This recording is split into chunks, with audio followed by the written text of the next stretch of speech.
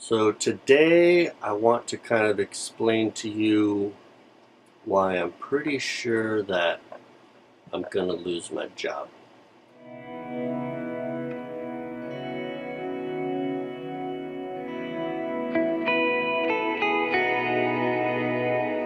Hey everybody, this is Joe from Reconstruction Life, and I'm kind of sharing a story with you today that's kind of personal, kind of on the inside of what's happening behind the scenes in my life and in my family's life about some of the things that we're going through that are kind of challenges that we're having to face. So anyway, we're talking today a little bit about the Navy. So I've been in the Navy for a long time, for quite some time, and I'm right now in this stage where I'm flying, which is great. It's a lot of fun. I really enjoy it, and it's what I wanted to do a long time ago. I got into this whole position where I had the opportunity to fly with the Navy, and it's been really, really great. But there have been a couple of things that happened that are kind of making my career progression suspect. So it's not a huge dramatic thing, but let me just kind of explain to you what's happening. Okay.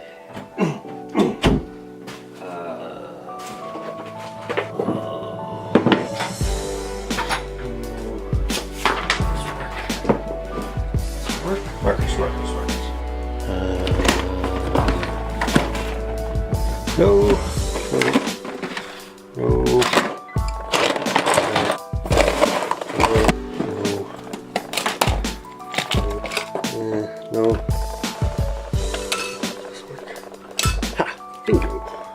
So let me try to explain this. See if I can explain it so it makes sense. Okay.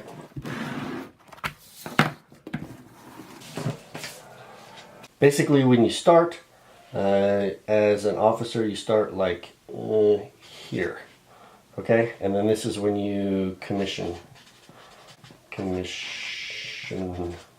right? And then the rest of your career is just like a timeline, like this. And when it stops, nobody really knows. Nobody really understands.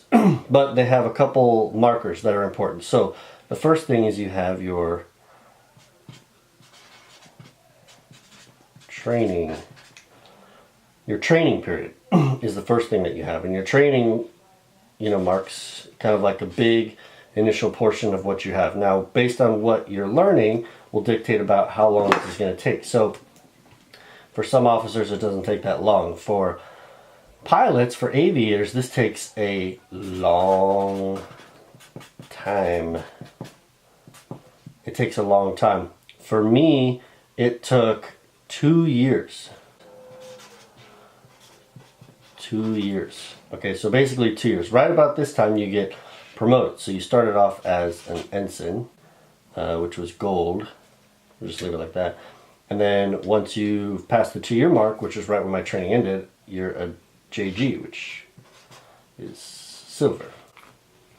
Just for these purposes, this will be gold, but it's not gold, but you kind of get it. Anyway, so after that, I had more training. I had my training that's in my specific aircraft, which is here, which took up another year. So then I'm at 3 years, 3-year period, okay?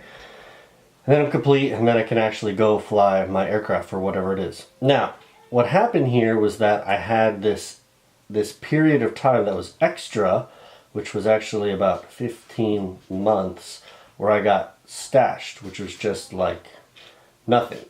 So it doesn't get used, it doesn't count. For me, it's still time that I'm building, but I'm not being evaluated by anybody, so they get what's called a NOB, which is a not observed, which means you're not being ranked. Because what they're looking for is, at this point, you hit the fleet and you start being observed for what your job is, what you're being evaluated for.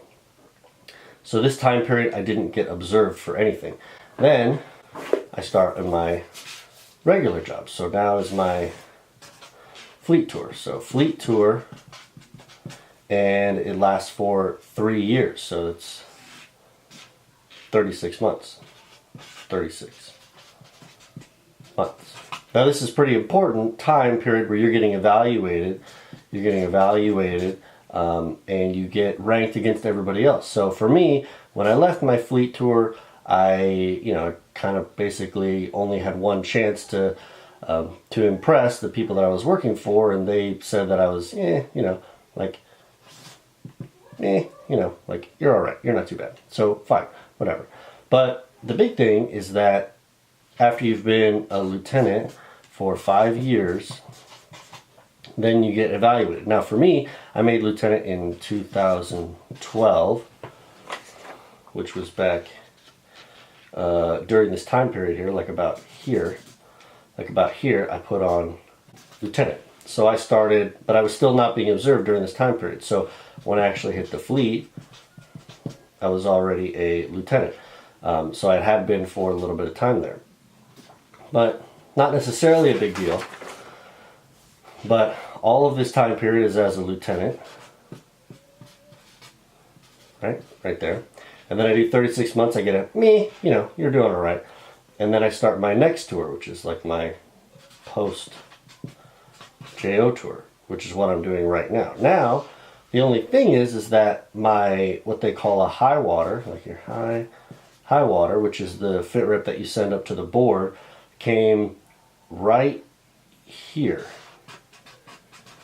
Basically right when I started my new tour. Now how it always works is that you start off at the bottom of the barrel, like down here, then over time you're supposed to like, rank up to get to the top and get ranked here at the top. So you get like this glowing fit rep that happens at the end of your cycle. And then you start off at the very bottom again when you go to your next tour, and you're like, go up here. So for most guys, what they get is they get, they'll get a glowing fit rep that came here at the end of this tour, and then they'll get another glowing fit rep that came at the end of this tour, which just so happens to mean that they get 2 high waters. Check and check. This marker just is terrible. Haha, bingo, way better.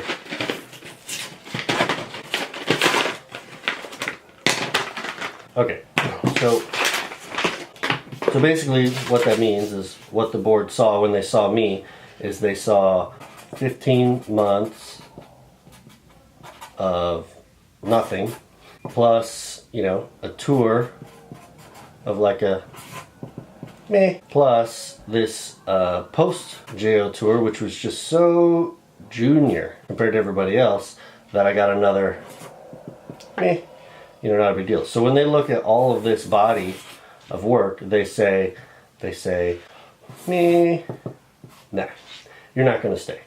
You're basically, we don't think that you're doing good enough because basically everything was riding on this, which came out me, and I haven't had enough time, which would normally have come here, to give me a chance to be amazing, and everybody gets a chance to say, okay, yeah, we think that you're worth your opportunity to stay, so that's kind of where I'm at. So they basically said no, and the opportunity that you're going to get selected, you get a whole nother year, you basically get 12 more months here to get your very last chance, your very last look, and it may or may not be enough, basically. And chances are likely that after all this, they're probably going to say, they're probably just going to say no. They're probably going to say no. So that's pretty much what's going to happen. Okay, so that is basically the situation with where I'm at. So right now, I did not get selected for promotion this year, and there's various reasons why that could have happened, and I kind of just have to figure out, what does that mean for me? What does that mean for the family? Obviously, I still have my entire family that I have to support, and I have a great background now in aviation, but that isn't so much really what I want to be doing with the rest of my life, because being in the military is hard, especially on the deployments, especially due to the deployments, which take me away from the family. And the trade that I've learned essentially is flying, which would, in order for me to transition that into something on the outside, would mean I'd have to keep flying on a private basis, so commercial aviation or something like that. But I don't really want to do that because that's essentially going to mean me being away from the family all the time on a week-to-week basis. So it's not really what I want to do, and it's just probably not going to be a good fit for our family. So we're kind of in that realm now where we have to figure out what it is that we want to do next with our future. So I've already been kind of thinking about the next stage after the Navy is over, and so that's kind of a little bit like what this stuff is. I would like to spend more time kind of thinking about where my passions lie, where my heart is, and my heart right now is just to kind of discuss with people why I think that Christianity is the answer for all the problems that we face in our society. Why being a Christian and having a good, solid Christian worldview is gonna save us as individuals, will save our families together, and will ultimately save our society. But that's not like a big money-making thing. That's just like a heart thing. It's just like, it's just like where my feelings are. Something that I really enjoy, something I'm really excited about.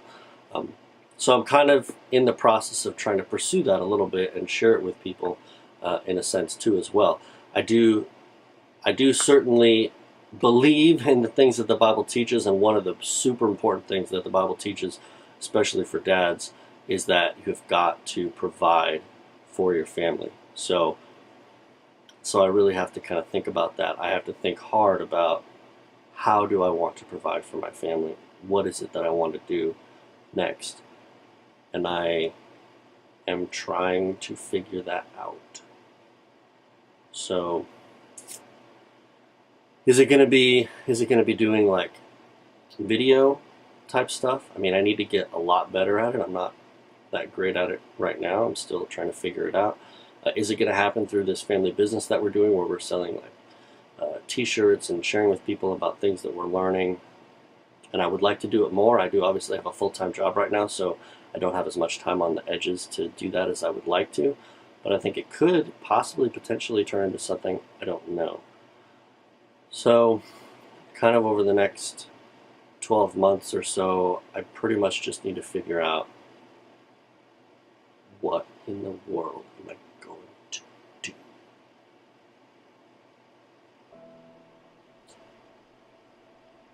So